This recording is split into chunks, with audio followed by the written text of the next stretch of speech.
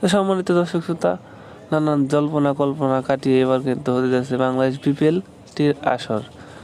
তো ঢাকায় কিন্তু প্রথম ম্যাচটি অনুষ্ঠিত হতে যাচ্ছে বাংলাদেশ বিপিএলের। তো বাংলাদেশ বিপিএলের প্রথম ম্যাচটি অনুষ্ঠিত হতে যাচ্ছে ফরচুন বরিশাল ভার্সেস রাজশাহী। তো ফরচুন বরিশালে কিন্তু বেশ ভালো মানের খেলোয়াড় রয়েছে, আছে দর্শকের আবেগ এবং আবেগপ্রাণ খেলোয়াড় তামিম ইকবাল, তাহিদ হৃদয়, মাহমুদুল্লাহ রিয়াদ যাকে সাইলেন্ট কিলার বলা হয় এবং মুশফিকুর রহিম, এসব বিশ্বমানের খেলোয়াড় কিন্তু ফরচুন বরিশালে রয়েছে। তো এই ম্যাচটি অনুষ্ঠিত হবে ঢাকায়।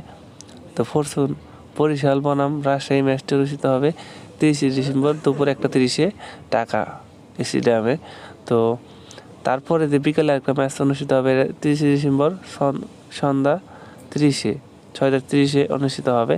তো প্রথম ম্যাচটি অনুষ্ঠিত হবে কিন্তু দুপুর 1:30, দ্বিতীয় ম্যাচটি হবে 6:30।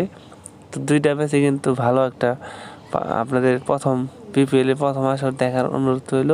এবং 31 ডিসেম্বর যে ম্যাচটি অনুষ্ঠিত হবে খুলনা বনাম চট্টগ্রাম 31 ডিসেম্বর, এটা কিন্তু হবে 1:30, এবং সিলেট বনাম রংপুর এটা হবে 31 ডিসেম্বর 6:30। তো এবং 2 জানুয়ারি খেলা হবে রাজশাহী বনাম ঢাকা, এবং ঢাকার ম্যাচটা কিন্তু এবারে আইপিএলে পরবর্তী সময়ে দেওয়া হয়েছে। এবং